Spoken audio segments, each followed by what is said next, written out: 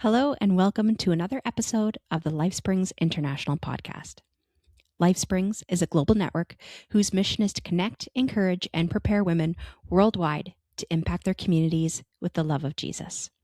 I'm your host, Britt Santos, and I'm often joined by my co-host and wonderful friend, Christa Eisbrenner, along with some incredible guests who are female theologians, authors, seminary professors, and missionaries from across this global network. Currently, we're working through a series called Practicing Presence. This is all about the prayer practices and rhythms we use that help us to be more present with one another and more aware of our ever-present God. This is our last episode of 2025. Can you believe it? And our topic today is, in my opinion, perfect for the beginning of Advent. We're talking about silence and solitude.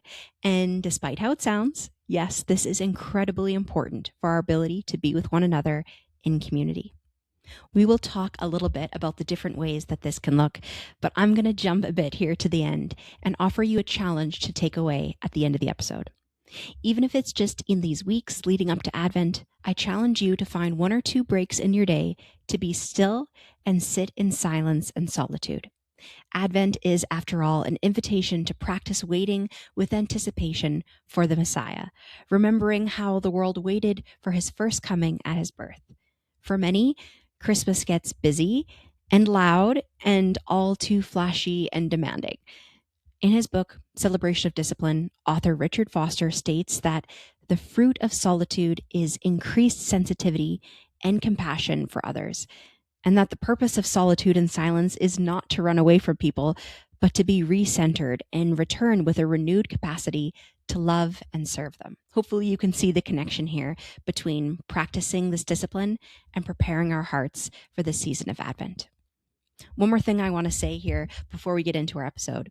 You will hear a little bit more from me in this one. And yes, it sure is easier to be the one asking questions than the one answering them. But one reason I am so passionate about teaching on spiritual disciplines is because of the place it takes in my ongoing work in disability theology. I have found that the way we talk about these things has a huge impact on Christians whose brains and bodies are different from the majority of churchgoers. For example, we so often talk about quiet time, almost as an essential virtue, making it seem like being a good Christian means getting up early and spending time alone reading your Bible. But consider what message this sends to our brothers and sisters impacted by intellectual disabilities, neurodevelopmental disabilities like dyslexia, or other factors that impact their ability to independently study God's Word through reading a book. Historically, we know for centuries, stories from our scriptures were spread through oral traditions, and that sharing these was an act of communal worship, and also that spending time alone communing with God did not come with a beautiful devotional guide. It was a restorative practice in worship, and it still is for us today. I hope you're curious about the connections here and enjoy today's conversation. As always, the resources we talk about will be listed and linked in the show notes. All right, let's talk about not talking. Here we go.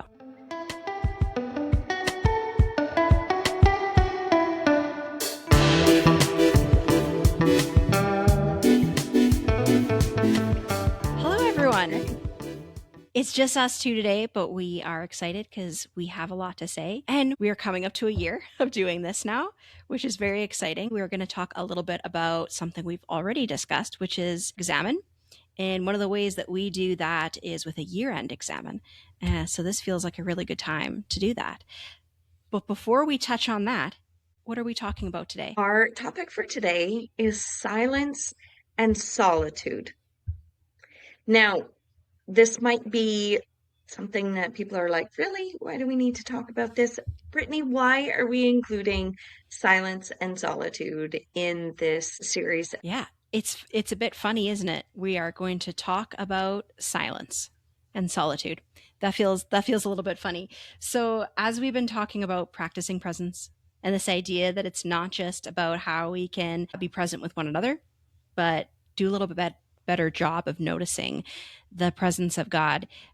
This is really essential. And I think even if you're not someone who spent a lot of time thinking about spiritual practices and spiritual disciplines, I think anyone who lives in our modern world can probably tell you that they've noticed the impact of social media and the whole world and all the information in our pockets at all times, and just the constant state of noise and distraction that we kind of all experience.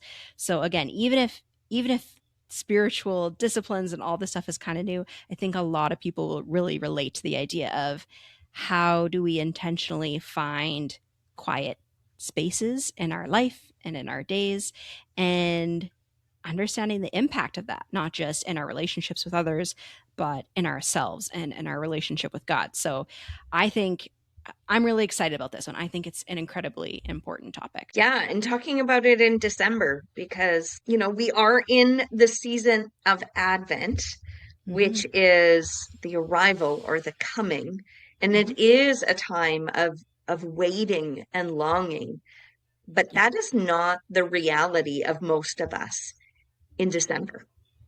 No, And yeah, I and so think it it gets seems like a lost. really, poking the bear month to be talking about silence and solitude. Yeah. I just realized, look how Christmassy we are. You're wearing red and I'm wearing green, and we look very Decembery. Good for us. Yeah, it's we didn't mean to, but it probably meant to be. Um, oh gosh, the fact that I got so easily distracted. I I had in my notes that I was going to share in particular. I think I have a unique perspective on the practice of silence and solitude as a woman with an ADHD diagnosis. And people who have heard a few episodes now are not going to be shocked to hear that's something that I struggle with, as I just got very distracted by our sweaters. But I will say, the common, what do people say when they talk about having an ADHD moment or knowing someone? They usually make that joke. What is it? The just squirrel, Mhm. referring to the movie where the dog just can't. And that's all fun and games. And I'm a little bit like that, but it is a lot more than just becoming distracted. I think what's important to this conversation for either someone who has that neurotype or maybe a different type of neurodivergence is actually not an inability to focus, but actually hearing everything all the time. So for those, I'll give you quick neurology lesson in 2 seconds, and it won't be very good because obviously I'm not a psychologist. But part of what some people struggle with is as we're developing as children, we take in all of this information, and our brains are growing.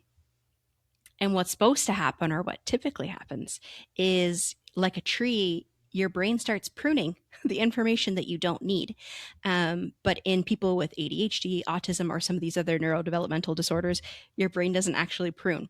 And so instead of being able to filter out kind of the information, whether it's lights, sounds, input, languages that you don't really need, you kind of just get it all the time, all at once. And so the the typical understanding is it's an inability to stay focused, and really what it is you're kind of focusing on 100 things all at once. It's very noisy and it can be very overwhelming. So again, when we talk about silence and solitude, I think that not only is this incredibly important in our Christian walk, but we will continue to talk about um, the way that these really old practices are actually quite inclusive of Christians with varying disabilities. And I find that so encouraging because it's not like these new things that we have to discover. It's like the further I look back at um, kind of these big theologians and desert fathers, the more I'm like, oh wow, that actually, like these old rich Christian contemplative traditions are very inclusive for all different types of Christians and all different types that we worship. Does that make sense? Are you tracking where I'm going with this? I think it is, and I think it's really encouraging because I have definitely talked to other families that don't feel like a family that has neurodivergent kids has space for them in the church. So Yes. to say it actually is, some of these really ancient practices are very inclusive. Gives me hope for those families that feel like it's hard for them to find a church. Yeah. And just the comfort of knowing not only does God see you or your child, but a place has already been made within the church. Like, again, these traditions are so old, and some of our understandings and the way that we practice them, there was always space for you. And there was always prayer rhythms that fit different types of people. All right, so maybe let's back up a bit. Can you tell me from the Bible, where do we find these practices from, these ancient traditions? You mentioned the Desert Fathers. Yeah. Can you give us a background of silence Yes, and solitude? I would love to. Well, first and foremost, Jesus. If you've studied his life and ministry, it should be of no surprise that he retreats. Sometimes when we hear him going into the wilderness, I mean, the wilderness can be a scary place in the Bible, but this is actually a place of solitude and rest for him. And not only does he do this and retreat, but he invites his disciples to do this as well. Especially, after he's met with all of these people, I can imagine that would be very overwhelming. Our introverts who read stories of him feeding thousands are probably like, I get it. Yep, I get it. So it's not just something that Jesus does, but it's something that he instructs his disciples to do as well, to make that space to spend time with the Father. And then often there is this description of not just solitude, but it's paired with prayer and fasting, which if you listen to last month's episode, you kind of understand what we're talking about with that. And then this continues on into Acts and I believe Galatians, where Paul also talks about this is part of his preparation, is to spend these times in silence and solitude and prayer. And so it's how he prepares for his ministries. And so it makes sense that in early Christianity, when we talk about the Desert Fathers, this is both referring to those ascetics, like John the Baptist would have been one where he just hung out by himself, as we know. And so kind of this way of life and this idea of like the monks who hung out in the desert, that was very influential, and people followed that practice. And so when we have these kind of early saints or early fathers of Christianity, like Saint Anthony is one that's usually referred to, they have this practice of spending a lot of time alone and in that contemplative prayer. And so in truth, it kind of goes back as early as you can go in Christianity. So it'd be pretty hard to point to one place or one kind of movement where this really developed in a more significant way. It's just it's always been there, from how Jesus practiced and the disciples to how the church developed. And different orders, for those who understand what that means, different orders in priesthoods. Some would take this more seriously, and they kind of felt like how to worship God is almost always in solitude, and you spend most of your time alone, and you're serving God and humanity by only praying. And then you would have other orders that would say, nope, I actually think it means that we are in urban spaces and we're spending that time serving others. And of course, I would say it's not an either or, but a both. And I think we see that in Jesus' ministry as well. He spent a lot of time with people. He spent a lot of time caring for other people, but he also took intentional time alone to pray and be with the Father. Okay. Now, can you tie it back into me for how this was inclusive for neurodivergent people? Because I'm still, as a Yeah, neurotypical, not making that connection. yeah. How is that life-giving for neurodivergent people? Well, now that's such a broad category. So Yes, I sorry. speak from the no, and that's, I say that for myself, even, to not lump people in that I shouldn't. So when I speak of my experience, I have some learning disabilities. I'm dyslexic, so the way that I process language is different. And then with ADHD, the way I process just most input is different. But I also have people in my family with autism, so I have differences there. But what's true for some is that silence and solitude actually sounds like a really great time. So we have one of our dear mutual friends who is an unapologetic introvert, and that this would not feel like a discipline. This would feel like naturally probably how she would live her life. And so I think in that, I mean, that's not, being an introvert is not a neurodivergence. Don't hear what I'm not saying. Yeah. But for some people, being around others, especially if you have a sensory processing disorder, or you struggle with kind of some social interactions, the solitude would be easy to pursue. And so to hear that this is a way that early Christians, a lifestyle that they thought was really honoring to God, like that you could just spend that time with him, and that was a life well lived, I think demonstrates the different ways that people can be in community and with God, and that's still okay. And then you have the people who they're extroverts, or they just like being around, they like the stimulation, they like being around a lot of people. And so in that, understanding it as sometimes this is something you have to discipline yourself in is still inclusive to say this might not be naturally how you are, and it might actually be work to intentionally set that time aside, and that's okay because it's a discipline. So it's just kind of the way that we frame it. So now some of the things we've talked about within this series, and we talk about spiritual disciplines, are easier for people who are charismatic. And then it's the introverts that we got to convince to do some of these more communal practices, right? And so there's always going to be things that are harder for others. And I think that's the thing that feels inclusive, is we've always seen the spectrum of how people pray and how they relate to God and they relate to others. And there isn't really like one specific mold that we've seen. And so if you're in a church that kind of says this always worship and corporate prayer community always looks this way, but we know historically the church hasn't, I think that's the piece that I hope is really comforting to people, to say historically there have been other ways that people have kind of experienced these things. And the other reason why I think it's just really inclusive is for those I know who just find church to be intolerably overstimulating. I really love people. I talk a lot, but certainly, as I said, as someone who kind of feels like I'm hearing and experiencing everything all at once, in order for me to really connect with God, I actually really, really do need silence. I might not think so. I might not want to. It's really, really hard for me.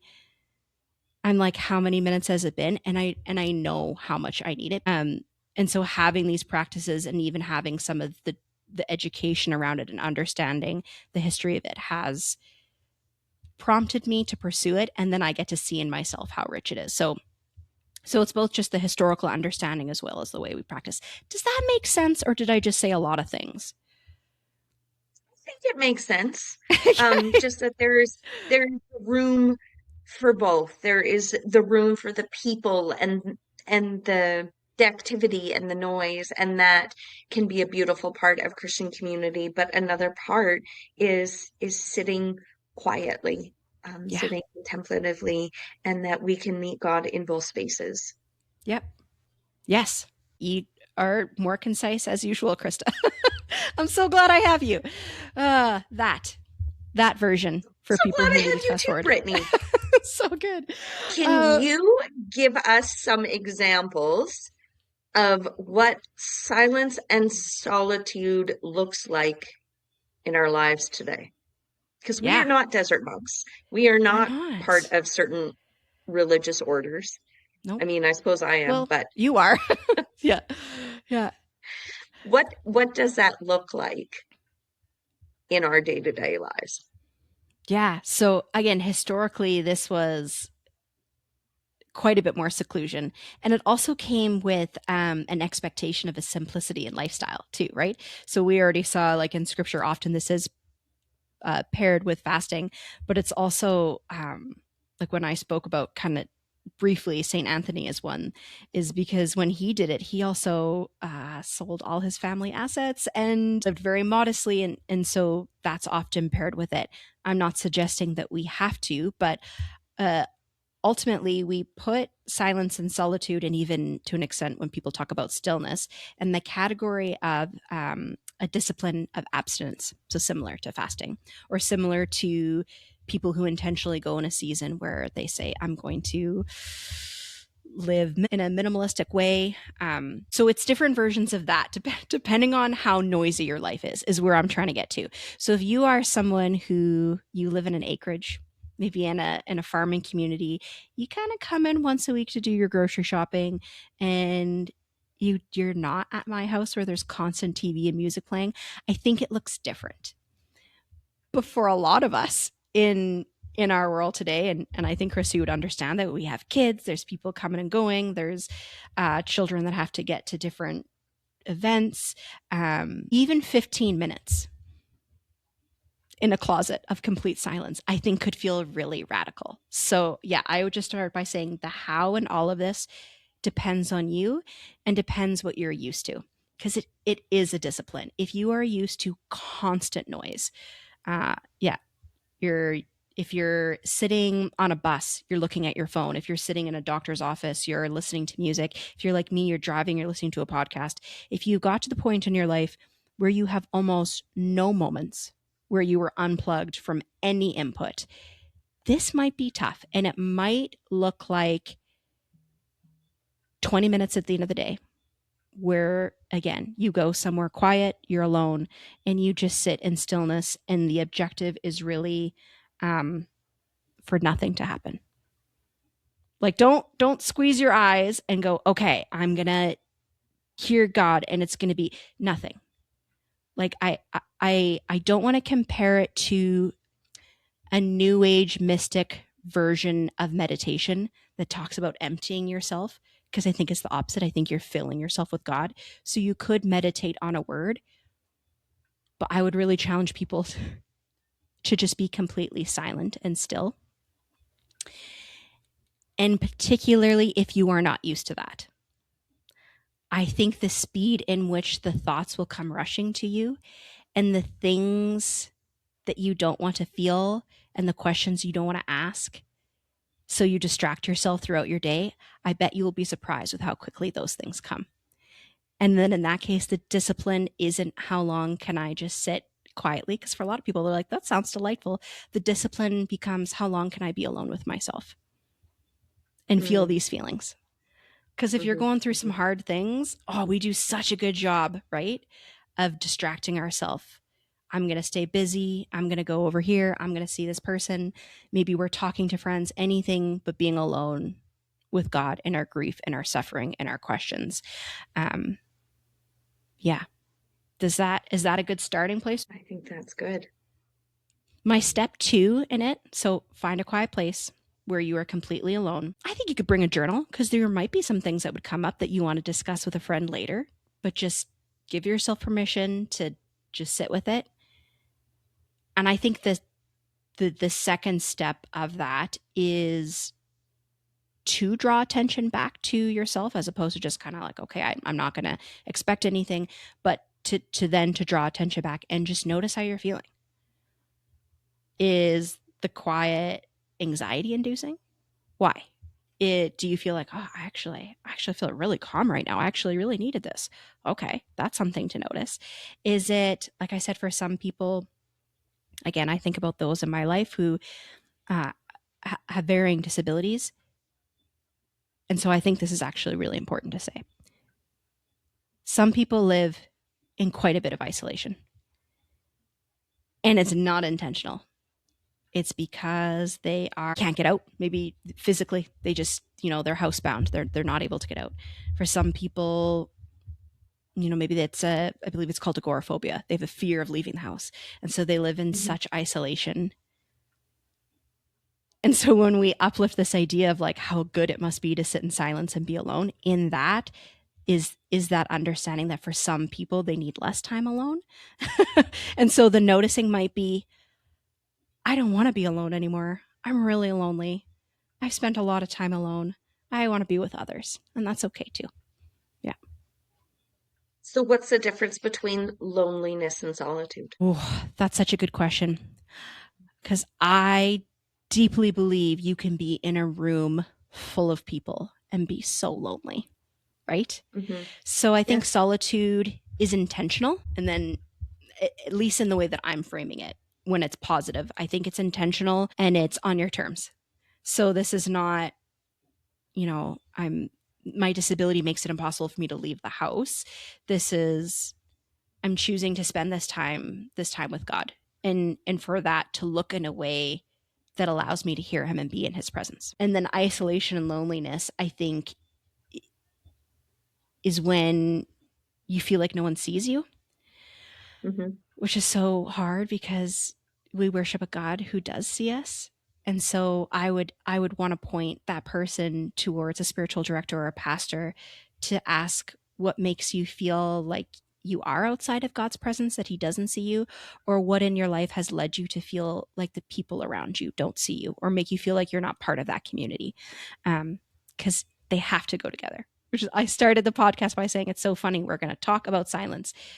This ultimately is a community practice. If we're not practicing this thing in community, it's just isolation and segregation. That's not what we're doing. We're spending time alone in solitude, in silence. We're seeking stillness so that we can go to the Father first. We can find peace.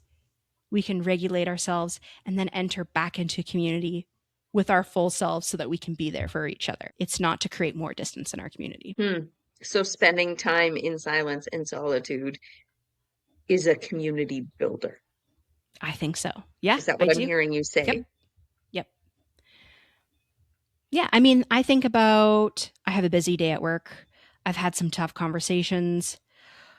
Traffic was crazy. So to distract myself, I listen to great music or a great podcast. Maybe I use the 45 minutes in traffic to call one of my friends and catch up.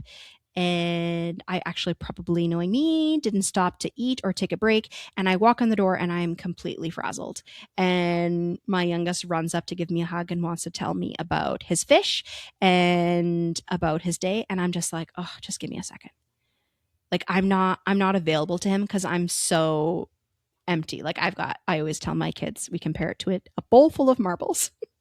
So I always talk about like mom's out of marbles. It's like this thing, that was one marble. I talked to this, that was a marble. And then at the end of the day, there's just none left. So um, sometimes I do the thing. There's going to be a parent who's going to listen to this and go, oh, me too. Sometimes I pull into my garage and I sit in silence and in the dark for like a full 10 minutes. And I breathe and I pray and I just let it be quiet. And then I go in and I love my family. And sometimes it's 15 minutes. And Brandon opens the door and sees me sitting alone in the dark. And he's like, what are you doing? And I'm like, just recharging. Just give me a second. So yeah, it's how I enter into community and it's how I love others is to spend time alone sometimes. Yeah. I think of especially moms with little kids and the time we try and like hide from kids sometimes because Yep. it's like, oh, I need that moment. And I can be more present to you, my child, when I have had a couple of minutes of silence. Yeah. I would also say, since we're talking about what to expect and how to do this, and I think I've already touched on it, it's not always a great time. It doesn't always feel like, I'm so relaxed. That was so peaceful.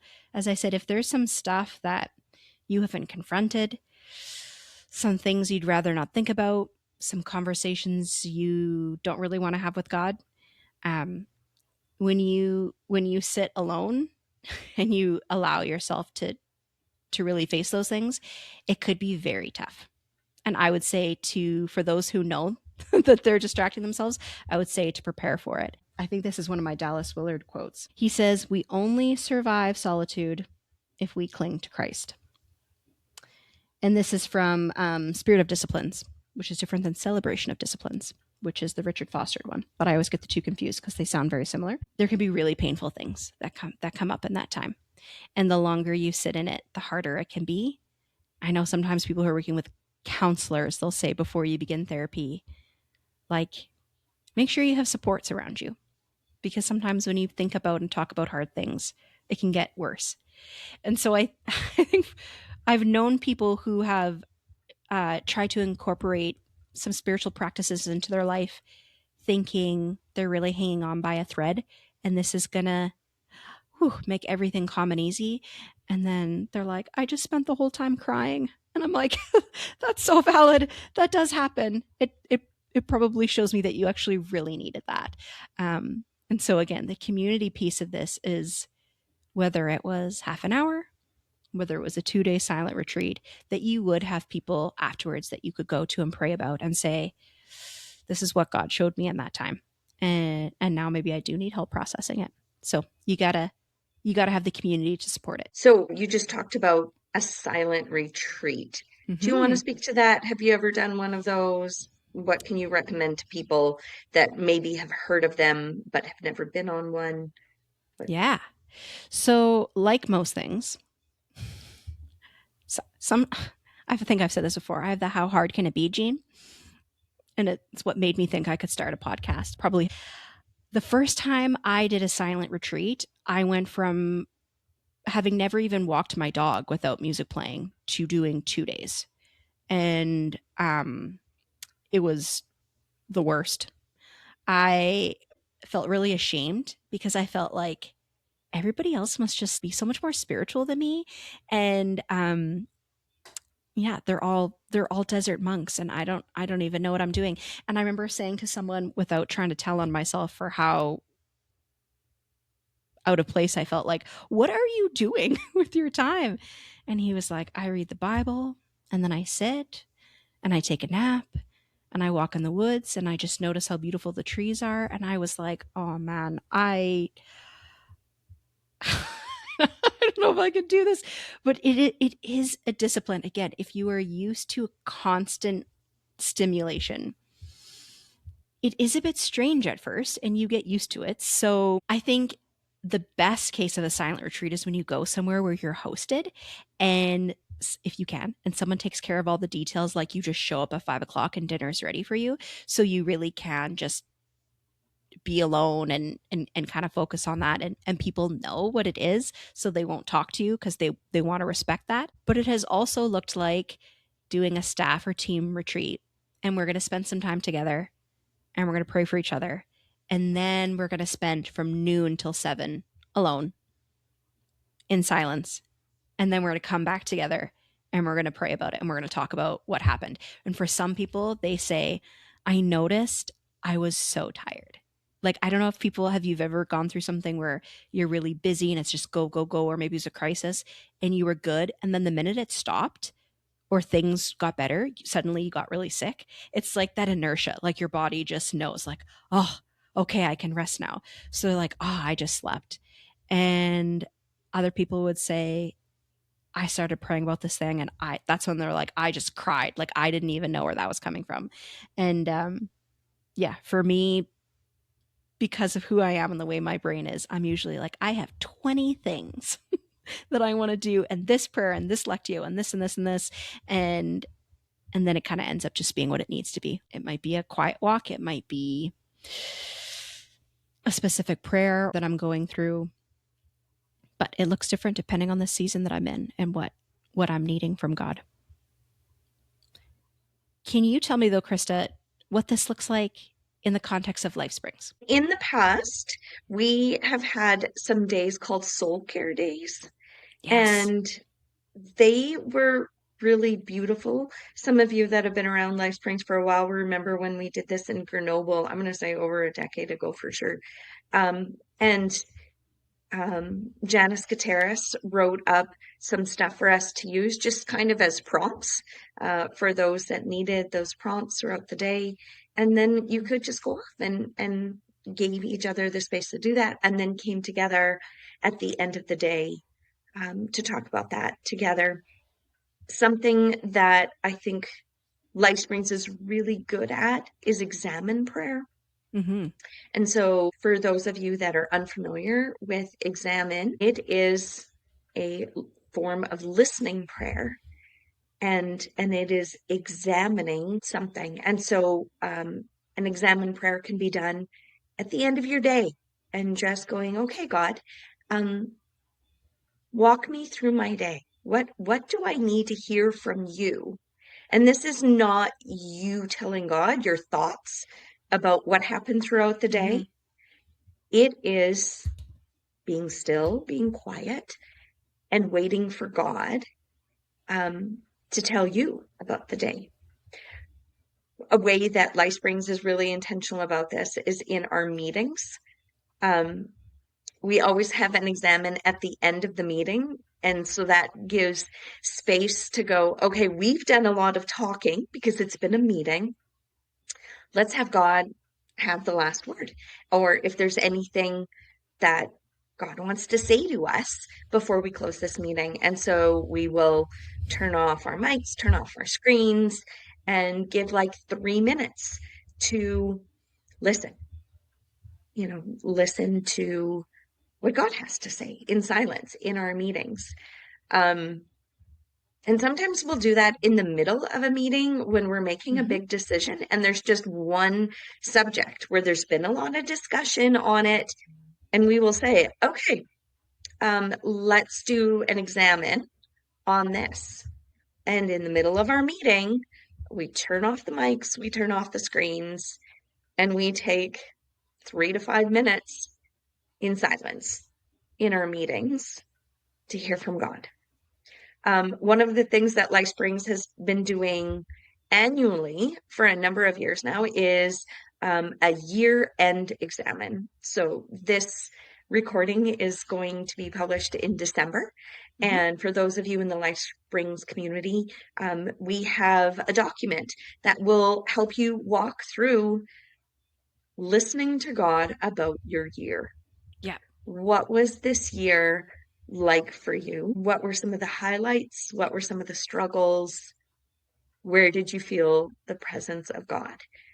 And then we can come back together as a community and share with each other. And that's one of those, you go off in silence, you listen to the Lord, and then we can come back, and it strengthens our community to have that shared experience and to be talking about how God is working in each one of our lives. So if you hear this and that interests you, please do get a hold of someone in Life Springs and we will get you that document. It's a really helpful experience.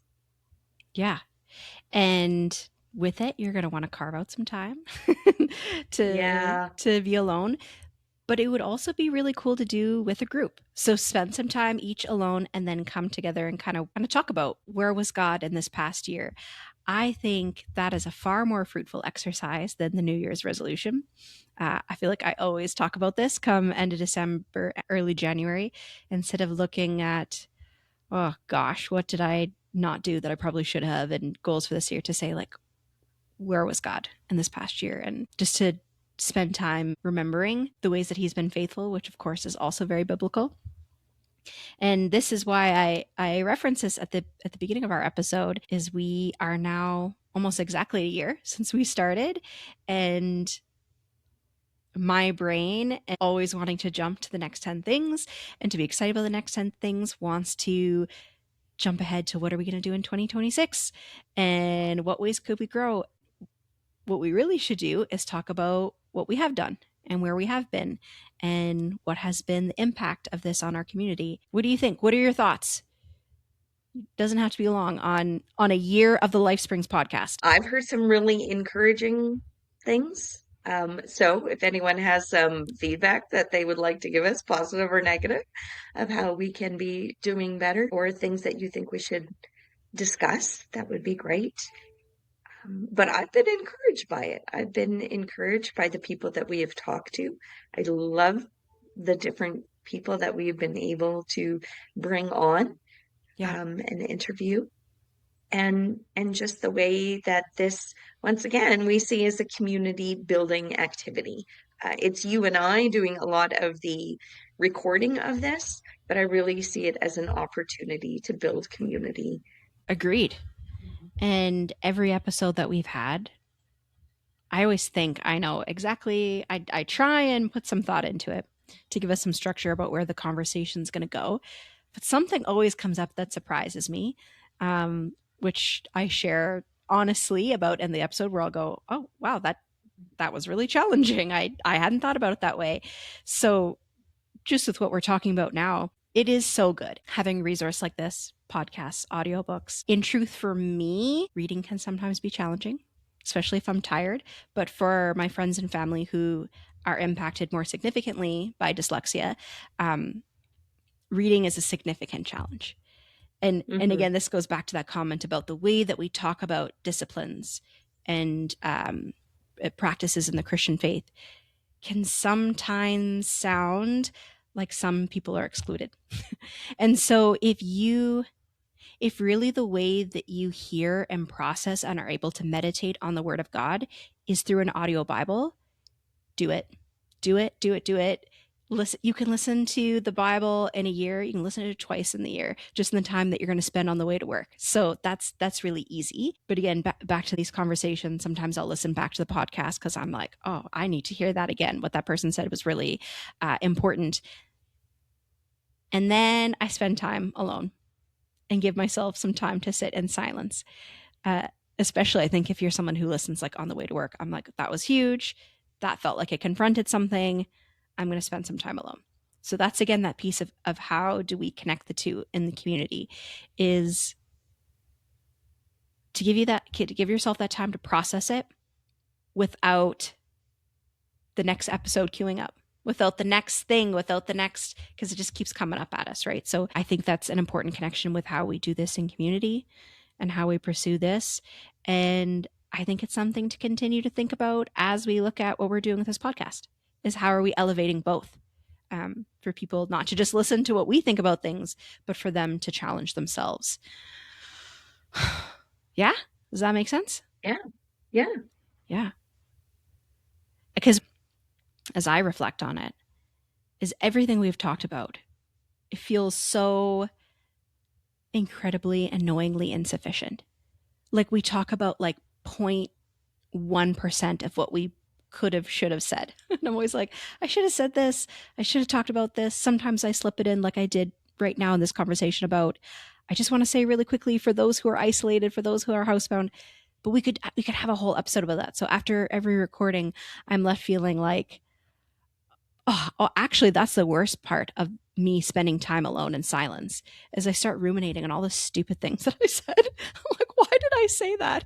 Why did Christa let me say that? So that's uncomfortable. But yeah, it's we know we know that we aren't able to talk about everything and share everything. We just hope that we're giving enough that people ask some questions, or they're curious to learn more, or hey, yeah, what's this examine thing? Maybe I'll get that document. Maybe I'll do it with my community, and that is just a piece of it. I think that's the hope, right? Yeah. There is such a beautiful part of hearing God in this still small voice. And for those that always want to hear him in the wind, hear him in the earthquake, all the noise. I think we just wanted to encourage you that there is beauty in the silence too. Yeah, absolutely. Beauty, some hard stuff in the silence, peace, calm, conviction, all those things. Yeah. I had this beautiful quote that I wanted to read. This is, of course, Henry Nouwen, a friend of the show. We've referenced him a lot, especially in this series on practicing presences. In solitude, I get rid of my scaffolding. No friends to talk with, no telephone calls to make, no meetings to attend, no music to entertain, no books to distract, just me, naked, vulnerable, weak, sinful, deprived, broken, nothing. It is this nothingness that I have to face in my solitude, a nothingness so dreadful that everything in me wants to run to my friends, my work, and my distractions so that I can forget my nothingness and make myself believe that I am worth something. But this is not all. As soon as I decide to stay in my solitude, confusing ideas, disturbing images, wild fantasies, and weird associations, so relatable, Henry Nouwen. Weird associations jump about in my mind like monkeys in a banana tree. Anger and greed begin to show their ugly faces. I give long, hostile speeches to my enemies and dream lustful dreams in which I am wealthy, influential, and very attractive or poor. And in the need of immediate consolation, thus I try again to run from the dark abyss of my nothingness and restore my false self and all its vainglory. That I'm like, I have a beautiful quote. It sounds negative, but he talks about the wisdom of the desert, and this confrontation is in our own frightening nothingness, is that it forces us to surrender ourselves totally and unconditionally to Jesus. And again, especially the part about monkeys in a tree, that's why I'm like, okay, there is a part of this as someone with ADHD that is tough, and I felt so seen in that. But I bet it's not just me. I bet there's a lot of people who feel like their brain is going to all these places, but there's also some really hard things that they're confronting in that. So often at the end of the episode, we talk about what things people could read. I love Henry Nouwen's work, and we talked about Celebration of Disciplines and Spirit of the Disciplines.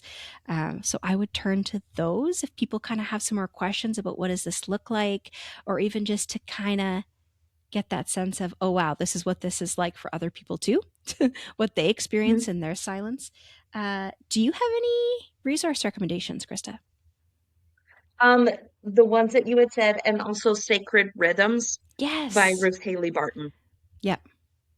Yeah, I feel like we've talked about Ruth Haley Barton so much in the series because she does so much work in spiritual disciplines and Sabbath. And actually, she has a little book just on silent retreats. And hold on, I think it is a whole book. Yeah.